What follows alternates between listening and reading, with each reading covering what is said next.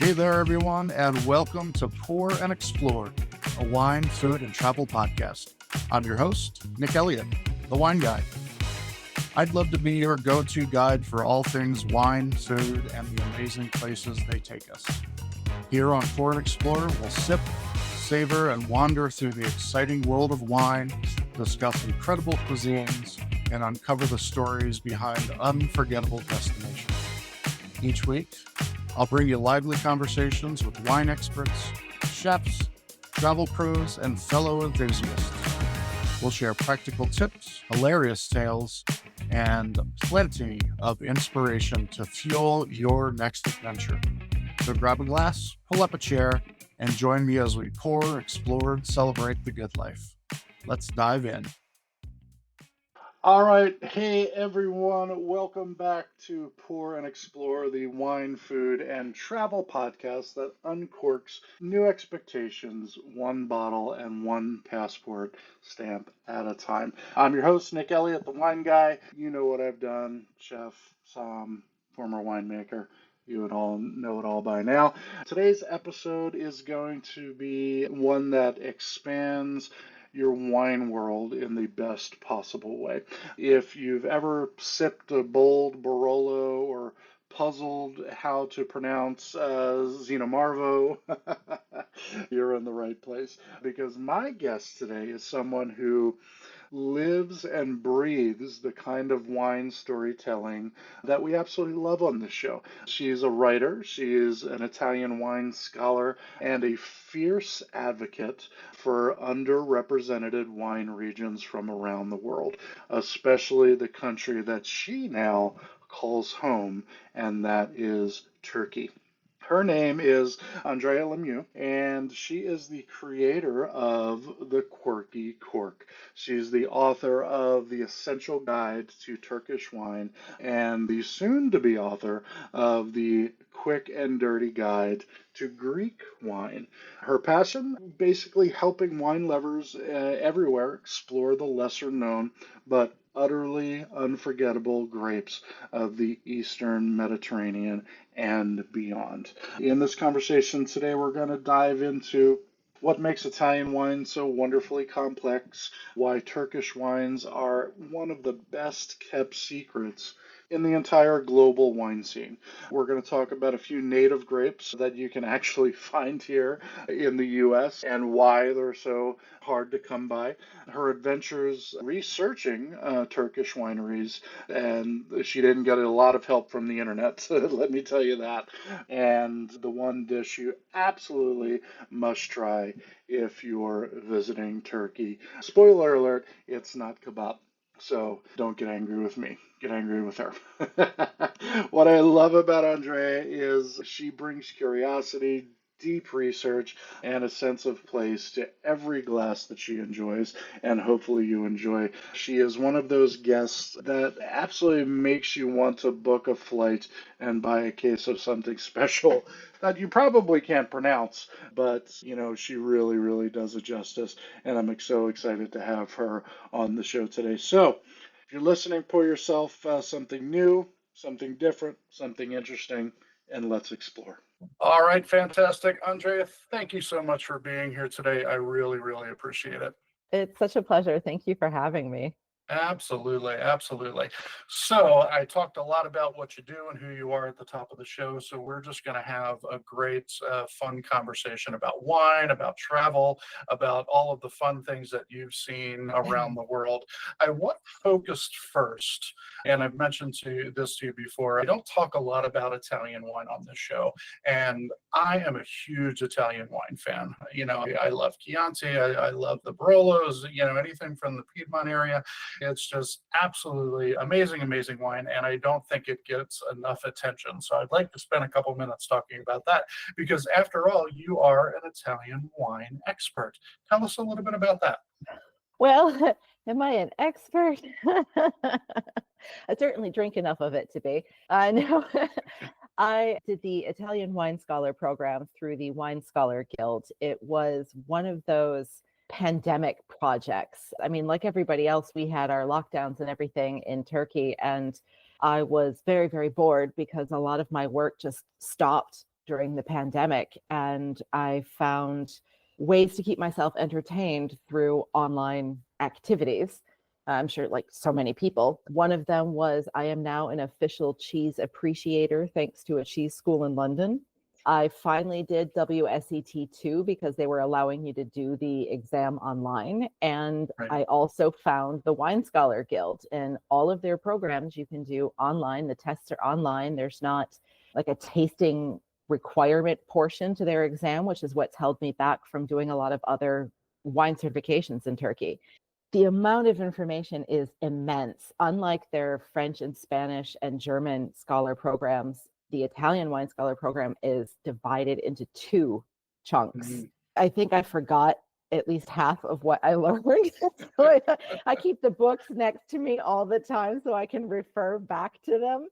And a lot of it was, very like things that I had to imagine because they were wines talked about, grapes talked about that I don't have access to here. Anytime I can get to Italy, I have a list of very specific wines that I'm trying to track down that I read about in the book, and I get very geeky and excited. I was like, oh my God, I've only ever read about this.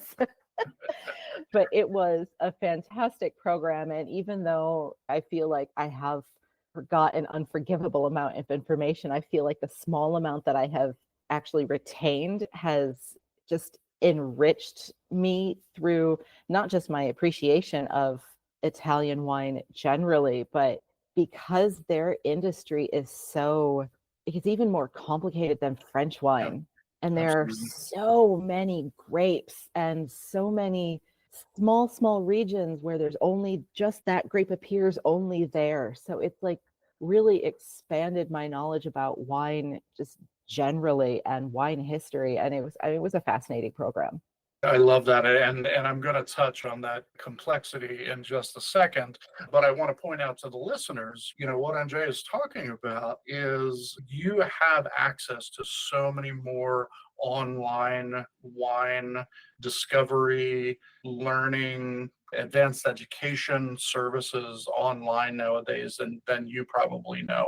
You can get out there and you can become an expert in Italian wine, French wine, wine in general. And these programs are available online. And if you are at all interested in wine and have a couple of extra hours per week to spend, I highly recommend it because it really, really does help with your education.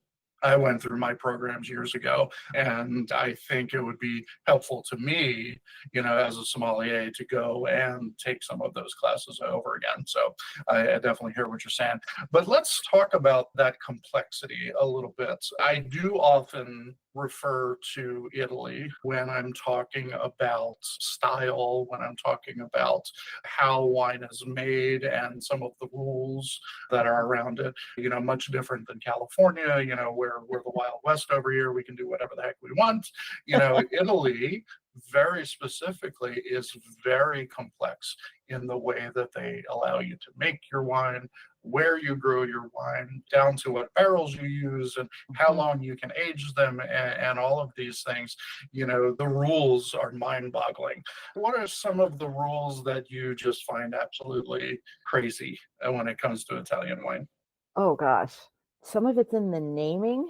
So Vin Santo, let's talk about Vin Santo, the sweet wine that's made, right? Like beautiful wine, but you have to spell it so specifically because there's Italian Vin Santo, but then there's also Vin Santo in Greece. And these are two different things. I mean, they're both sweet wines and they're made in semi-similar ways. But if you get the spelling wrong, then you could be referring to the other wine or something. There's also sometimes the delineations that you were saying, like, where you can grow things. And it comes down to such a fine line in some places, like where I am sitting at my desk, I could be growing grapes for a specific named wine, but where my cat sitting next to me is, that's just too far away. And then it gets even more complicated when you're talking about the wines made in Friuli in the north. What is this? East, in the northeast of Italy, right next to Slovenia, because the appellations were drawn before the countries were solidified, right? So you can have Slovenian winemakers making wine in Italy and Italian winemakers making wine in Slovenia. But the people in Slovenia are making Italian wine with Italian DOCs on them. And it's just crazy. Yeah. Yeah.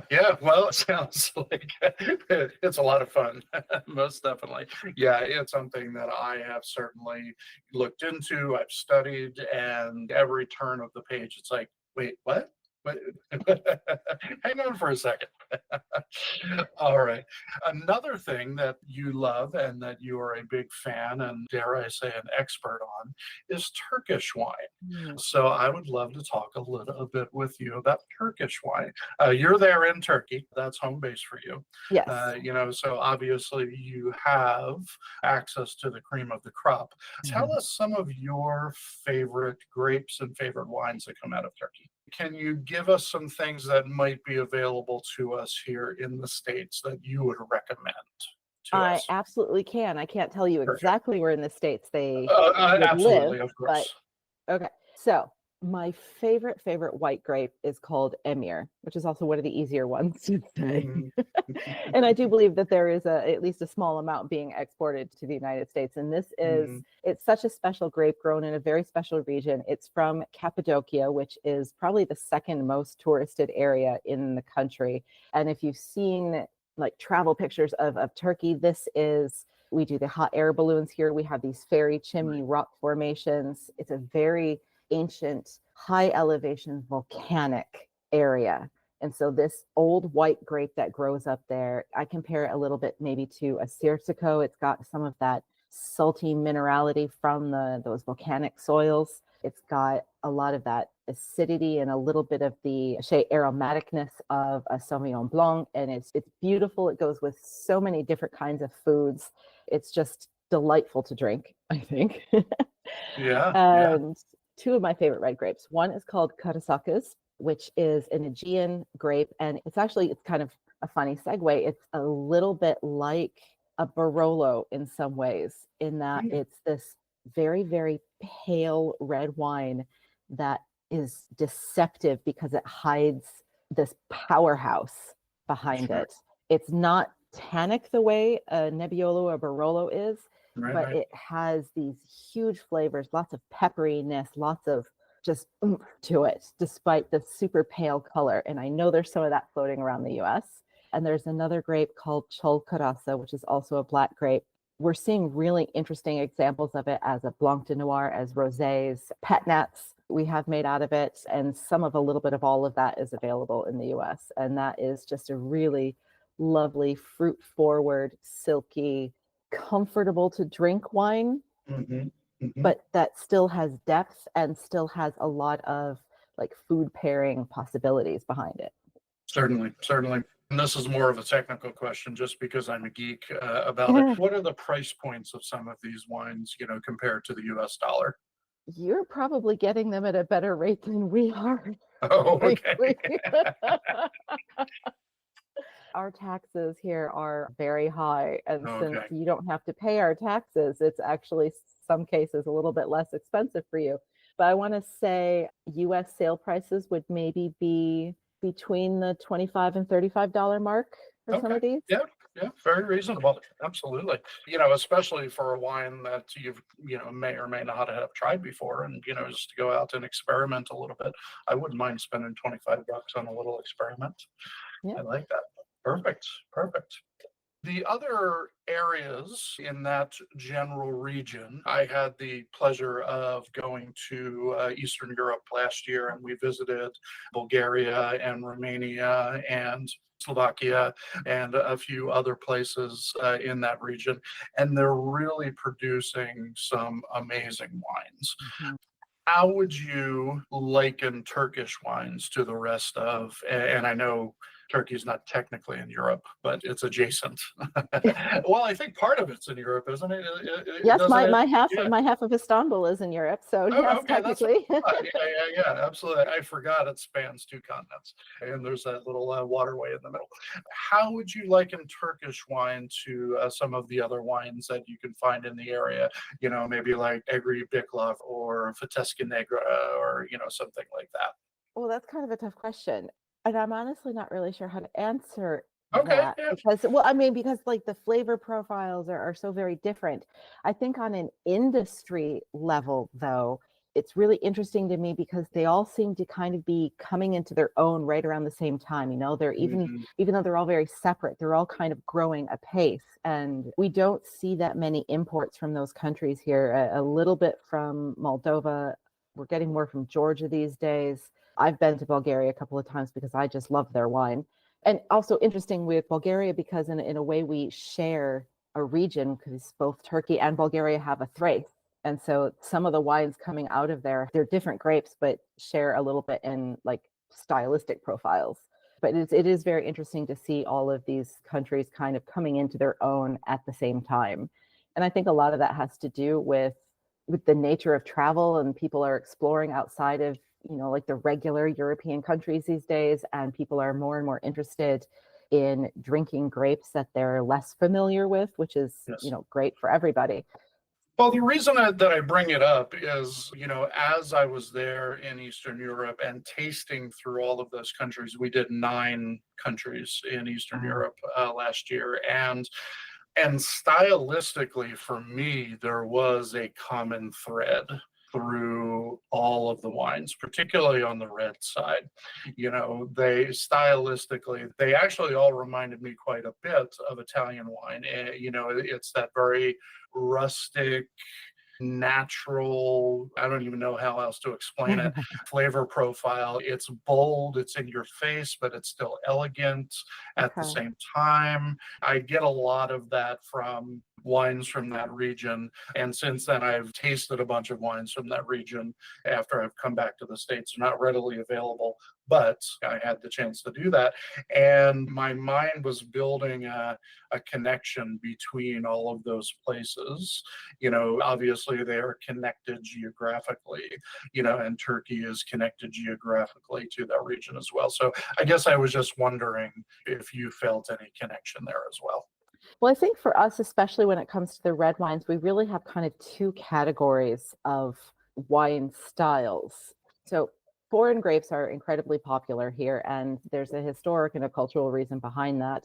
I think a lot of the foreign grape wines, especially like the Syrahs, the Bordeaux blends, they're very kind of where California was 15, 20 years ago. They're heavy. Not all of them. I'm making generalizations. Some of them are quite wonderful. Of course. Yep. But they do tend to be a little bit on the heavier, more alcoholic, oaky side. And then you have the wines made with native grapes. And for whatever reason, the mindset seems to be very divorced in the way that people are making these 2 different categories of grapes, even like within the same wineries. So then you have the native grapes that they're not putting so much oak on, they're using second or third use oak, and they're letting the grape speak for itself a little bit more. And because these are grapes that were intended to grow in certain areas, they don't have as much of that over, like, left it to hang too long on the vine kind of over alcoholic sense to it or something. Certainly. So it's like there's a split personality here, especially with the reds. It's absolutely fascinating. If you can't tell, I don't have a ton of experience with Turkish wine. So, Not many people do, unfortunately. Yeah, absolutely. And that's why I was so excited to talk with you, because I wanted to learn more. I wanted to glean as much information from you as I possibly could. And then I'm going to go out and try to find some of these grapes. It's interesting that you brought up, these countries kind of all being up and coming wine regions.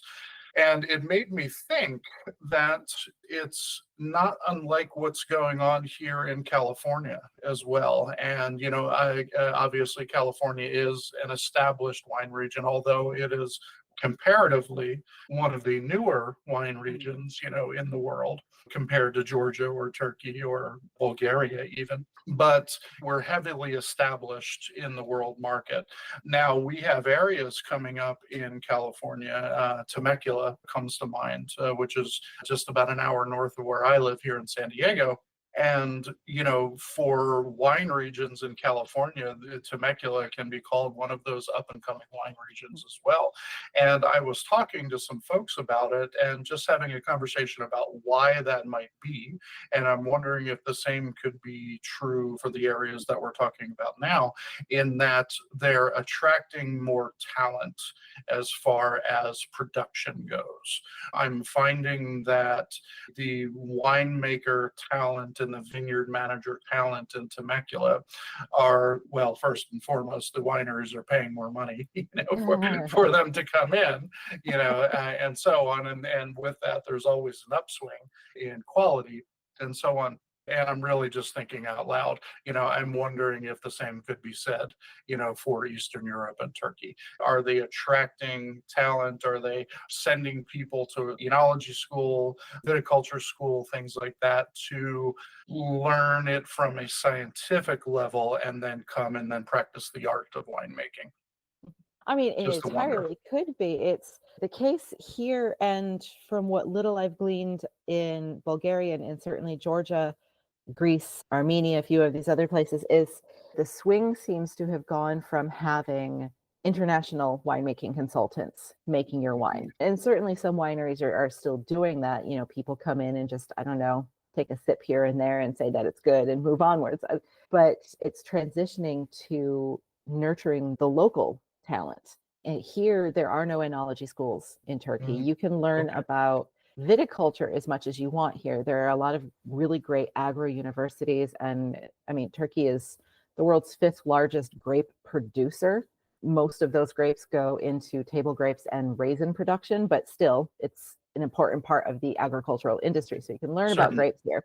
But they're going abroad to learn how to make wine, and quite often working for wineries in Europe, the US, New Zealand, and then coming home, which I think is what I'm also seeing in some of the neighboring countries, is they're going outside to get some of this expertise, some of this experience, but then coming home, because there's, amongst this younger winemaking group, there's the national pride in your home grapes, in your home regions, and wanting to build up the reputation of your country and your country's wine offerings. Yeah, that's fantastic. Heck, national pride. It's part of the reason, for what we talked about with Italy before, is, they take a lot of pride in tradition and the way things have been done for hundreds of years / thousands of years and so on. So that's a big part of it, and I completely respect it and absolutely love it.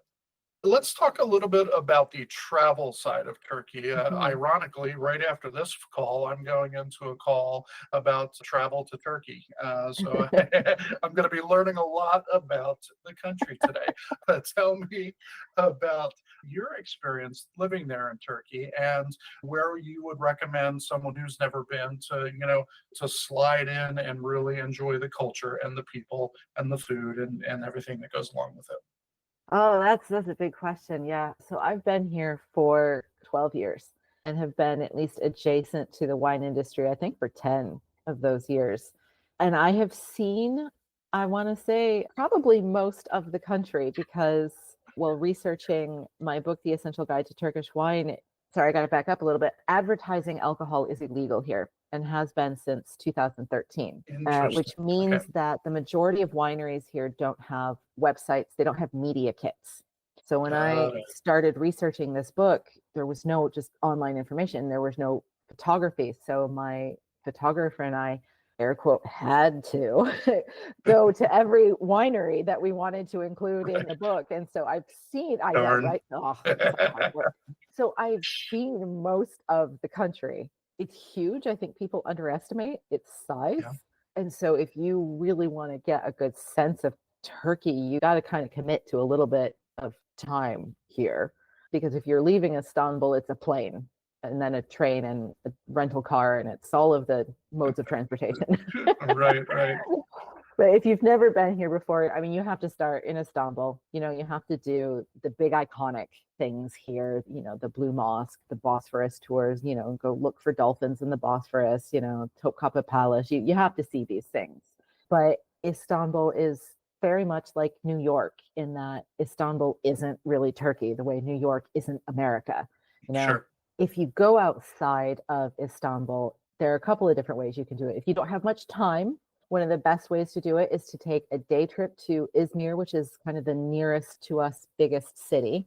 Okay. And there are some magnificent Greco-Roman ruins along the Aegean that you can visit within a day and then fly back to Istanbul. If you have a little bit more time and you're not afraid of renting a car and driving around, which Google Maps works great here. I mean, sometimes you might get lost in an olive grove that you're not supposed to be in, but find yourself out. You'll get out eventually. But exploring like the southeast of the country, I can't even describe how beautiful it is, especially for your audience. We're talking to Americans, so Americans know we have such a vastly different country in America, right? Like you've got like the beautiful red deserts of Nevada and some of the other states there that I've never been to, and then swampy Florida and snowy Northeast, and that's what Turkey is like. It's like there are so many different beautiful things to see, and even if you're not going to see a traditional site, you will never have bad scenery here. Absolutely never. But if you want good food, you need to head to the southeast. You need to go to Gaziantep. You need to go to Hatay. If you want hospitality, I mean, that's frankly anywhere. This is such a hospitable country, but particularly like in the Aegean and the Mediterranean, people are so warm and welcoming. You can't go wrong here. Maybe I've been here too long and I've romanticized it. I don't know, but you can't go wrong here. Well, no, not a bit. I talk a lot about that as well, when it comes to travel.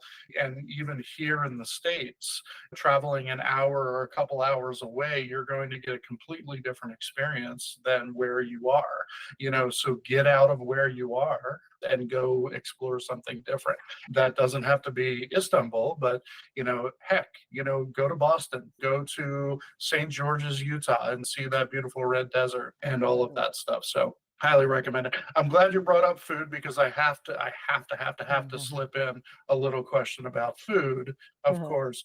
If I'm going to try one Turkish dish, what has that got to be? Oh man, I'm not prepared for this question. Oh my gosh, no, this is such a big question. There's so much different food here. Oh, there's so many things that I love, and they're all like bombarding me for, attention right now. It's a Friday night and you want to go to restaurants and you're hungry. What are you choosing?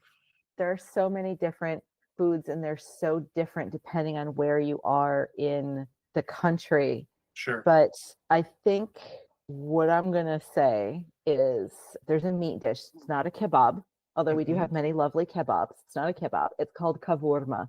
And kavurma is, I think the way to like compare it for Americans is it's kind of like pot roast. It is incredibly slow roasted, falls apart meat. And they use it in so many different ways here. And it goes on eggs for breakfast. It goes on pide. It goes, with itself or in a casserole. And it's just the most richly flavored meat you will ever eat. Tell us the name again. Kavurma. Kavurma. Kavurma. All right, you heard it here first, folks. Kavurma from Turkey. You got to try it. Find a recipe online. I'm sure you can. Awesome. You mentioned your book a few minutes ago, so I want to talk about that. And then I also understand there's some other exciting news that you have something else coming up and out on the market really soon. Tell us about your writings. So my writing really started with the website, with the Quirky Cork, and I still try to keep it up. It is still mostly about Turkish wine, but I like to, as much as I can, as much as I have access to the wines, talk about wines from kind of some of these neighboring countries that we've been talking about, like the quirky wines, the weird ones that you don't normally find just anywhere. And a number of years ago, it feels like a very, very long time ago now, I started researching a book about Turkish wine because like I couldn't believe that this country that is kind of built for tourism and gastronomy didn't have a book about the wine. It gets mentioned in a few other places, but there's not been a dedicated book for the country's wine, and it just kind of blew my mind. So that's what I did. I roped in a friend who studied to be a food historian and is now a baker on an island in the city, but a fantastic photographer and speaks much better Turkish than I do. So I roped her into it, and we, spent alternate weekends traveling the country, trying to meet as many winemakers, wineries, trying to get the story. So this book, The Essential Guide to Turkish Wine, it talks a little bit about Turkish wine history, which is a huge topic. I mean, it goes back to like the Neolithic pre-recorded history. So, Right. Trying to do that in an elevator pitch. Modern Turkish wine culture, the native grapes, because Turkey has more grapes even than Italy with their 800 something grapes. We have over 1,400 grapes here. And then really the meat of the book is talking about the wineries themselves, their stories, and particularly why so many of them are persevering and making wine in a country that does not have a welcoming alcohol atmosphere. Right. Yeah. It's a very interesting juxtaposition there. I will throw that out there. Absolutely. It very much is. And that's one of the things that made me fall in love with Turkish wine in the first place was the stories and the people behind the wine, the people who are running around trying to rediscover so many of these lost grapes and bring them back to the market. And I wanted to be able to share that with anyone who cared to buy the book and read it. Absolutely. I've read some excerpts from the book and it's absolutely fantastic. I can't wait to get my hands on a copy. And I was looking at the artwork, the photography in the book. It's just absolutely stunning. Really, really good stuff. So you guys did an amazing job on that. And I think you've got another book launching coming up here soon, huh? I do. So the original intent was actually to write something similar to what I did for Turkey, but the way plans fall apart, it just couldn't work, and I couldn't be in Greece as much as I needed to be for this. So instead of the Essential Guide to Greek Wine, I ended up coming up with this book, The Quick and Dirty Guide to Greek Wine. So The Essential Guide to Turkish Wine is a bigger book. It's hardcover. It's more of a coffee table book because, like you said, the photography and everything, I wanted people to see Turkey and associate images with wine, since this is not a country most people think about. Right. For the Greek book, at least for the time being, until I'm able to make a larger tome, what I ask myself is, when I go to a country and I have limited experience with their wine and I can't make it out of the main city for whatever reason, like I really hate driving, so I generally try not to. What do I need to know when I'm exploring the country's wine just in a wine bar? And that's what I tried to put in The Quick and Dirty Guide to Greek Wine. So it is a little bit similar to the Turkish book in that it talks mostly about the grapes. There are a lot of infographics. I'm a very visual learner, so having the infographics was important to me. A little bit about the Greek wine regions. Yeah, what are the quick and dirty facts? What are the highlights? Recommended producers, both for the grapes and for the regions. And then particularly if you're going to be in Athens, where are you drinking this wine? Where are you buying this wine? So nice little pocket guide. Love that. Love that. Well, it certainly will be on my bookshelf. And I would encourage anyone listening, if they're at all interested, let's just get a little bit of knowledge, about Greek wine. Let's get a lot of knowledge about Turkish wine. But, I love those little travel guides when it comes to wine because it really helps point us in the right direction. So I can't wait until that one hits the bookshelves. Those books are available. The Greek themed book will be available on Amazon. Yes, correct. Okay, perfect. And we can get the Essential Guide to Turkish Wine on Amazon as well? At the moment, no, but edition 2 will be coming out soon, and that will be on Amazon. Yes. Okay, excellent. And you're going to let me know because I'm going to put that information in the show notes. So that'll be my check to go and get those as well. Absolutely. Fantastic. Thank you so much for your time today. I really had a great conversation. It was awesome. Thank you very, very much for being here. Thank you. It was really my pleasure. It was a really fun conversation. Awesome. We're really excited about the books coming out soon, and we will see you on the other side. Thank you so much, Andrea. Thank you. Wow, what a ride. I hope this episode has you craving some Turkish wine. I know I am. Booking a hot air balloon, or at the very least, Googling how to spell some of the crazy wines she was telling us about in this episode. Big thanks to Andrea Lemieux for joining me today and sharing her deep knowledge, her travel stories, her love for grapes, and the people of Turkey, of course. Be sure to check out her books, The Essential Guide to Turkish Wine, and of course her newest release, The Quick and Dirty Guide to Greek Wine. That should be on the shelves by the time this episode drops, so you definitely want to check out her links down there in the show notes to get your hands on one or both of those awesome books. And hey, if you loved this episode, and want more stories like Andrea's, more pairing tips, travel inspiration, and the insider wine scoop, I'm your guy, but you have to subscribe. You have to follow this podcast. I hope you enjoyed it. I love doing it, so thank you so much for being here. Make sure that you're signed up for my newsletter as well. I send it out twice a month, so it's bi-weekly, and it's full of tips and tricks and destinations and talk about my upcoming tours. You're going to, get some food tips and meet new people. It's really, really a fun thing that I do every month, twice a month. So make sure you do that, and you can sign up for that right there on my website. Just go down to the bottom and type in your info, and I will send that out to you every few weeks. I would really appreciate it. Thanks for listening. If this episode inspired you at all, made you thirsty, drop a comment, drop a review. I would really, really appreciate it. It helps me out greatly. And if you do it, I would be eternally grateful. Thank you so much, everybody.